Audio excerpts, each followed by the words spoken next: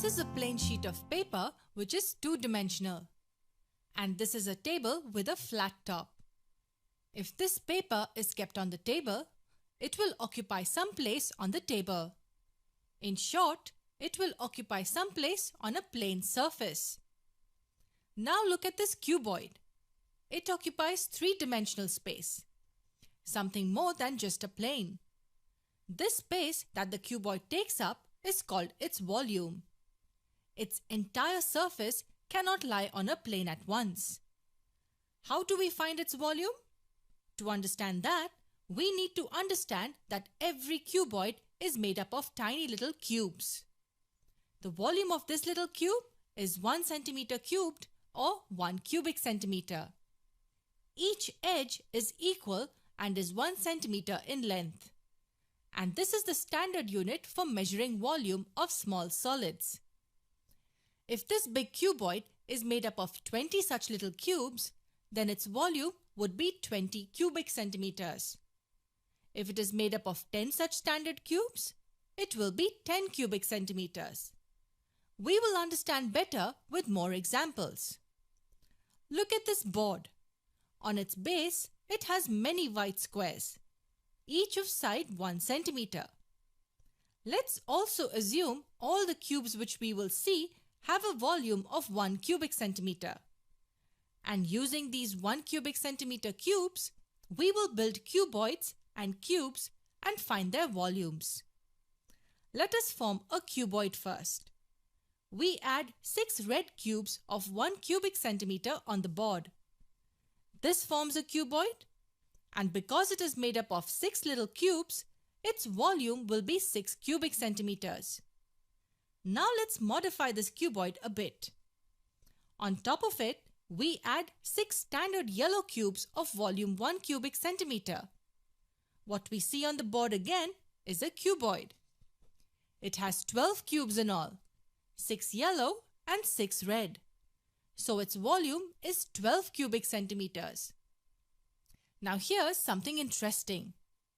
This is a cuboid with length 3 centimeters, breadth 2 centimeters and height 2 centimeters. 3 multiplied by 2 multiplied by 2 also gives us 12 cubic centimeters. Focus well, we're getting closer to the formula. 3 multiplied by 2 is the area of the base.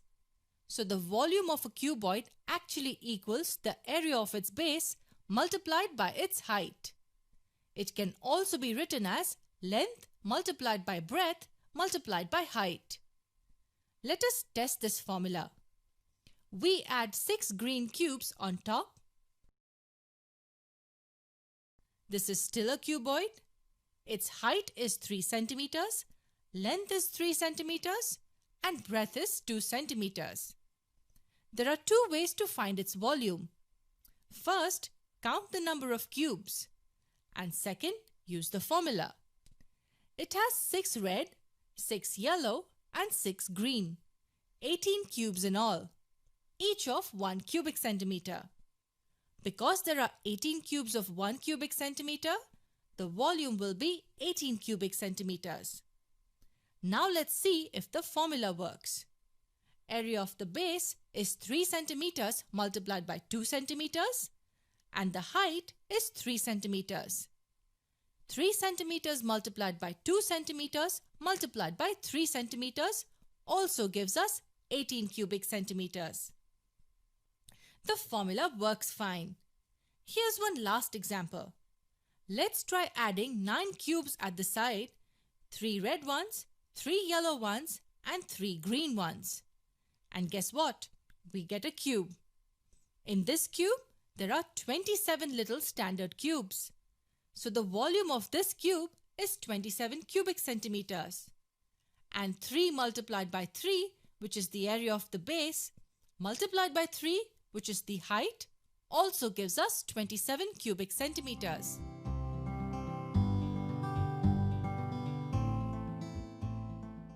Cuboid. This three-dimensional shape is called a cuboid.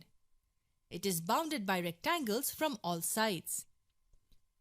The most important thing we should know about a cuboid is that it is defined by its length, breadth, and height. We call them L, B, and H respectively.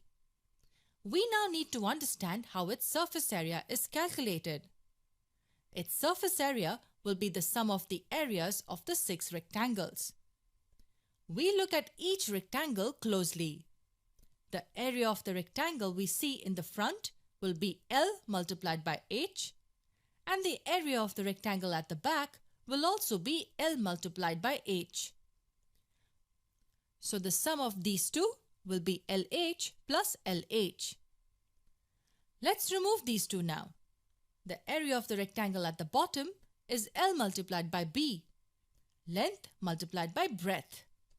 The area of the rectangle on top will also be the same as that of the bottom. Their sum will be LB plus LB. Now let us take these two to the side.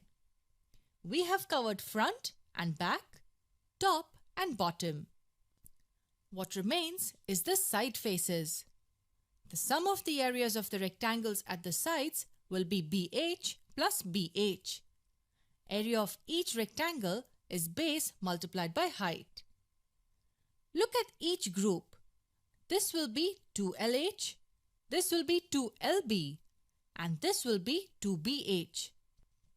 So for a cuboid with L, B and H as dimensions, the surface area will equal 2LH plus 2LB plus 2BH.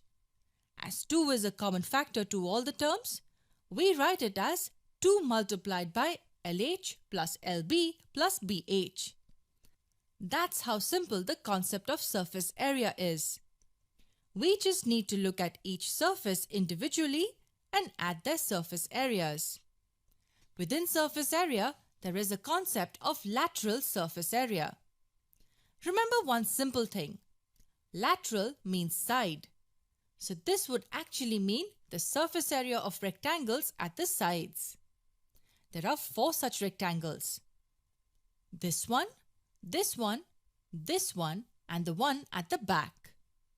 In terms of surface area, you can also look at lateral as everything except the top and the bottom. The 2 green and the 2 red rectangles make up the lateral surface.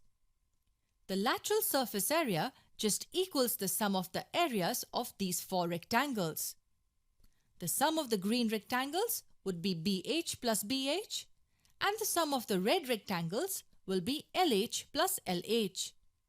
The total lateral surface area will be twice LH plus BH. Where do we use this concept of lateral surface area?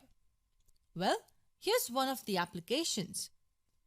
If you want the exterior of your house painted, you do not paint all surfaces. You just paint the sides, not the roof or the floor.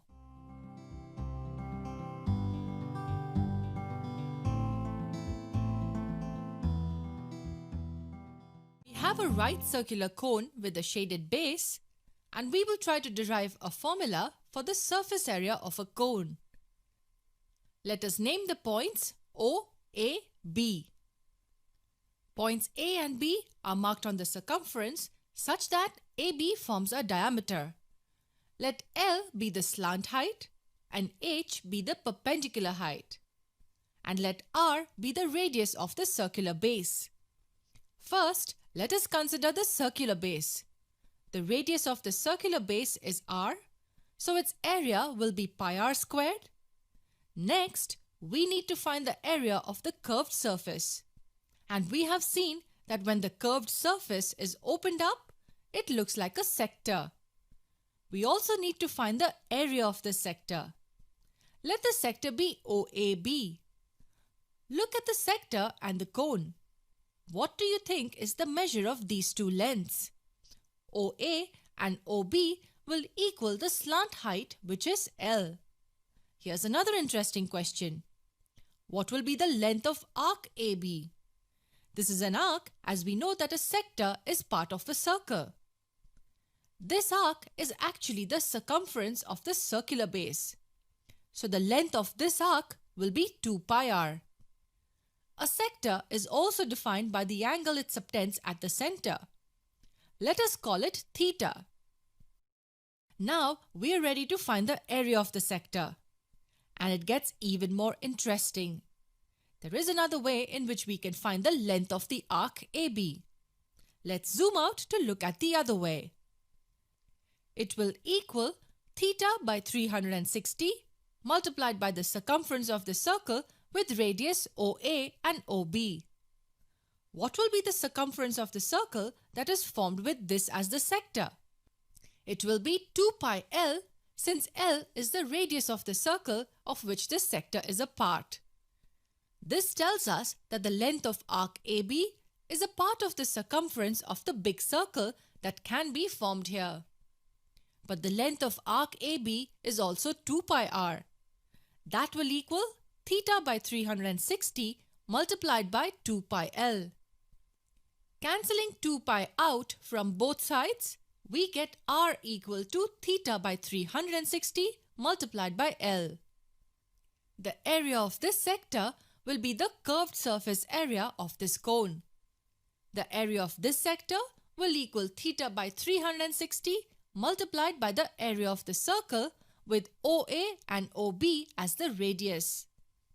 And that will be pi L squared, as L is the radius of this circle. Can we write this a bit differently? Yes, this can also be written as pi L multiplied by theta by 360 multiplied by L. We have just split pi L squared into pi L multiplied by L. But this part in brackets, as we just found out, is equal to r. So the curved surface area will be pi L multiplied by r. Let us review what we just did. We found out the length of arc AB in two different ways and equated them. And then we found out the curved surface area using the formula of a sector of a circle. And then finally substituted the value of r in this formula to eliminate theta. Now it's very simple. The total surface area of the cone will be the curved surface area plus the area of the circular base. The curved surface area, as we know, is pi LR, and the area of the base is pi r squared. Both the terms have pi r as their common factor.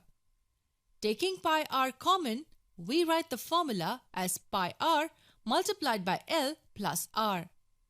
This is the formula for the total surface area of a right circular cone.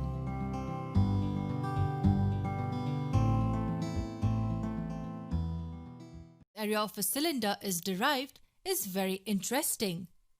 Look at this cylinder. It has two blue circular ends, one on top and one at the bottom. Analyze the figure. As we know the area of a circle, we can easily find the surface area of the top and the bottom circular ends. But the important question is, how do we find the surface area of this curved surface? Let's zoom out a bit. First, let's separate the circular ends.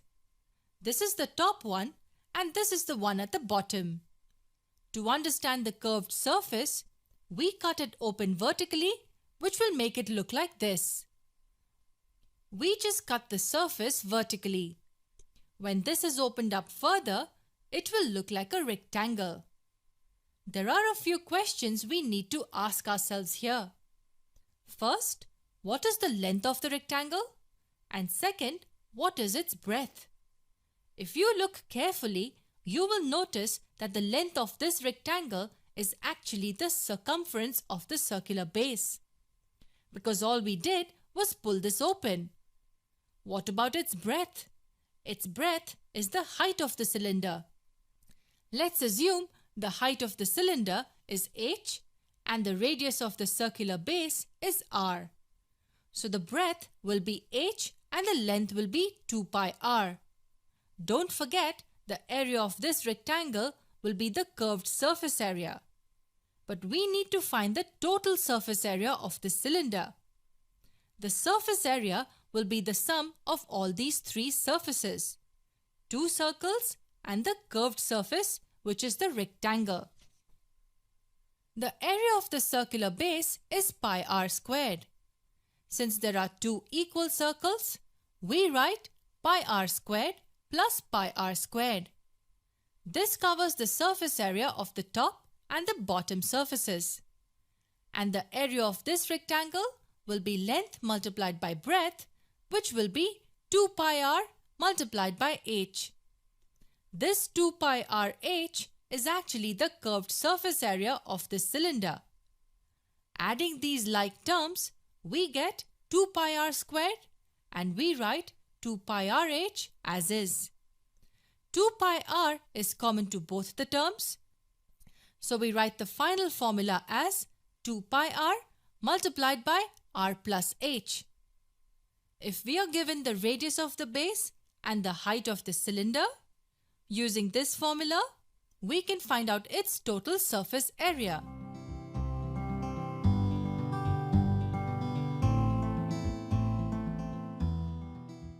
Thank you for watching our channel. This video உங்களுக்கு பிடிச்சிருந்ததுனா comment பண்ணுங்க, like பண்ணுங்க, share பண்ணுங்க. மறக்காம இந்த சேனலை subscribe பண்ணிட்டு பக்கத்துல இருக்கக்கூடிய பெல் பட்டனை ட்ரைன் தட்டுங்க.